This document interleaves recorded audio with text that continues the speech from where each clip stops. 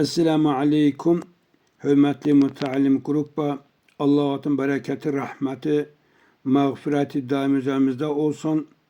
Burada büyük bir alimin İmam Gazali rahmetullahi aleyhinin sözü yadıma geldi. El ilmu saydun dir. İlimdir, oğdudir. Vel kitabetu kaydun. Onu oğlamak, yani ki ilmi elde etmek, onu ancak yazmakla olardır.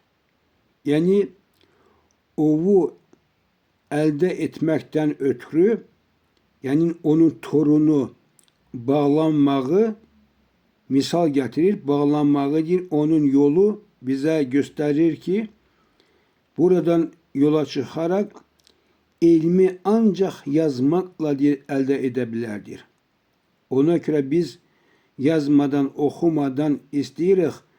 O insanlar İmam Gazali rahmetullahi aleyhi nice esir evvel yaşadığı insan kitap yazıp bu dünyadan gitti.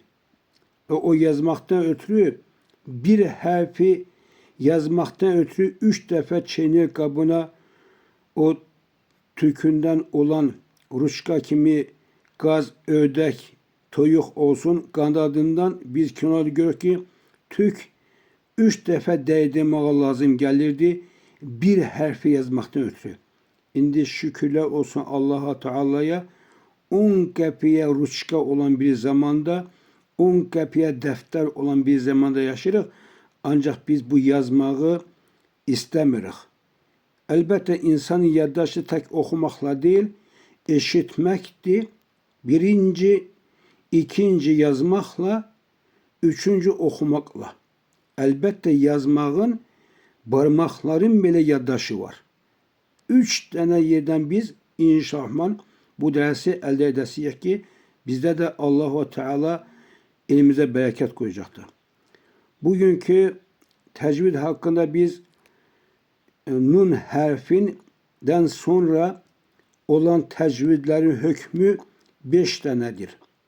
Yani nun harfi, burada biz görüyoruz ki nun harfi sakin, yani min yazmışım, üstünde sükun koymuşum ki sükun ne ölçündü? Harfin harekesi dayandı. Veyahut da tenvin, tenvidden sonra, tenvin ne ile olur? Eyni nun harfidir. Bu hareke ile en, in, un. Yani bu tenvinden sonra 5 hükmü var tecvidin. Birinci hükmü izhar, açıklamak, aşkar etmektir. Sonraki ihfa, iklab, idgam, me'al gunne bile gunne, yani gunneli, gunnesiz. Bunun hakkında biz gelen derslerde danışasıyız. Bugünkü dersimiz nun harfi nice okuyasıyız. Elbette biz Arap alifbasında harfler biz biliriz ki dil dudakla, diş damakla veyahut da boğazla 5 formada mehraç var harflerin. Bunlardan 6 harf boğaz harfleridir. Ne dile, ne dişe, ne dudağa, ne damağa ihtiyacı yoktur. Ona göre izhar ne demektir? Yani bu 6 tane harf, nun harfi sakinden, yani bayaq dedim, sakin olandan veyahut da tenvinden sonra bu 6 harften birisi gelirse elif, he, ayn, he, gayn, ha. Bu he harfiyle he harfi biz karıştırırıq. Bu he harfi öskürende çıkan bir sestir. Bunu karıştırmak olmaz. Bismillahirrahmanirrahim. Bu formada. Rahim değil. Rahim diye çıkmalıdır. Nun harfinden söhbət gedir. Bu 6 harf özünden sonra gelirse Kur'an'da biz nun harfi sakin veya da tenvinden sonra bu harfler gelirse biz nun harfi eşidəsiyik. Bundan başka hansı bir harf gelir gelsin biz daha nun harfi eşitmeyəsiyik. 4 tane söz istisna olarak dünyanın, bunyanın, qinvanun, sinvanun. Bu sözler istisna. Hiçbir yerde biz görəsiyik ki nun harfi ya iqlab olubdu, ya ihfa olubdu, ya idgam olubdu bila gunne, ya ma'al gunne. Nun harfi eşidecek. Yegane bu 6 harfti. Elif, he, ayn, he, gayn, ha. Birinci elif misal götürək. Elif harfi yani bu iki formada büyük elif, küçük elif kimi. Men nun harfi sakin oldu. Sonraki harf hansı harfti? Boğaz harflerden. Yani bunun boğaz harfleri huruf-ül halk biz deyirik. Bu men sözün nun harfi izhar olmağın sebebi nun harfin özü üst kesici dişlerin arkasına dili vurarak nun harfi çıkır. Ondan sonra dilimize ihtiyaç yoktu. Bu boğaz harfler altı dinesine çıkmağına ona göre bize imkan yaradır ki nun harfi izhar okumağa. Men amene.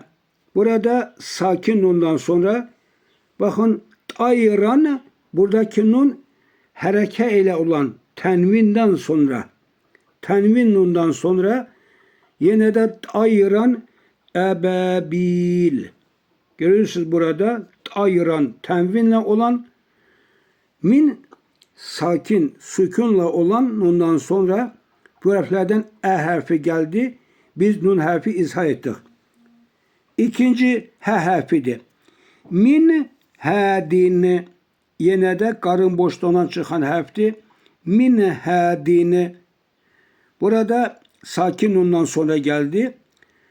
Burada curufin harin curufin burada tenvin un olsun, in olsun, en olsun farkı yoktu.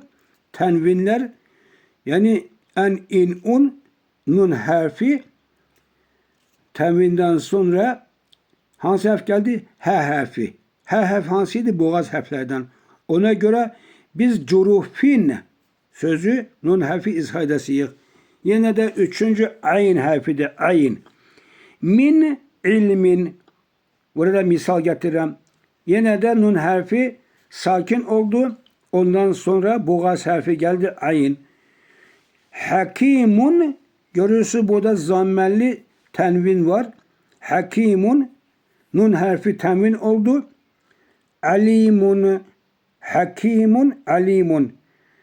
Hem harf ile nunlanan hem de tenvinle nunlanandan sonra görürük biz o harfler yine de izhar aşka okuyoruz. Dördüncü he harfidir. Min hakimin. Hakimin hamidin. Birincide min harf ile olan nundu. İkincide hareke ile olan tenvindi. Kesra ile olsa da farkı yoktu. Hakimin tenvinden sonra geldi. Hamidin. He harfi hangi harflerden idi? Boğaz harflerden idi. Yine de gayn harfi var. Beşinci. Min gillin. Görürsünüz yine de sakin nundan sonra gayn harfi hansıdır? Boğaz harfidir. Min gillin. Ona göre nun harfi izhar aşkar okuyoruz biz. Kavlen gayran. Kavlen. Evvelde nun harfi kök harftendi. Sakin oldu. Burada tenvinle olan, hareke ile olan kavlen gayran. Burada görürsünüz. Burada da farkı yoktu nun harfi. İzhar kim okuyoruz? Altıncısı ha harfidir. Min hayrin. Yine de nun harfi izhar ederek. Alimun habirun. Alimun habirun. Burada yine de tenvinle olan un nun harfinden sonra ha harfi geldi. Nun harfi burada biz aşkar izhar ederek. Ona göre çok haş ederdim. Dediğim sözleri en azından yazmaya çalışın. Dinlemeli çalışın. İnşallah Allahu Teala daim bize zeka açıklık versin. Biz incimeyek, tembellik etmeyek. İmkan varsa bu telefonla Allah'ın kömeğiyle biz bu Kur'an'ı inşallah tecvidle de öğrenip kıyamet günü Kur'an okuyan insanların cergesinden bizde de Peygamber Aleyhisselam etrafında birleştirsin cennette. Her birinize Allahu Teala yakınlarına birleştirsin. Hastamize şifa eylesin. Bizim ölümüne rahmet eylesin. Allahu Teala bizim kendimizi, rayonumuzu, devletimizi, bütün Müslüman halkları fitne, fesattan, bela, musibetten korusun. Vesselamu aleyküm ve rahmetullahi ve berekatuhu.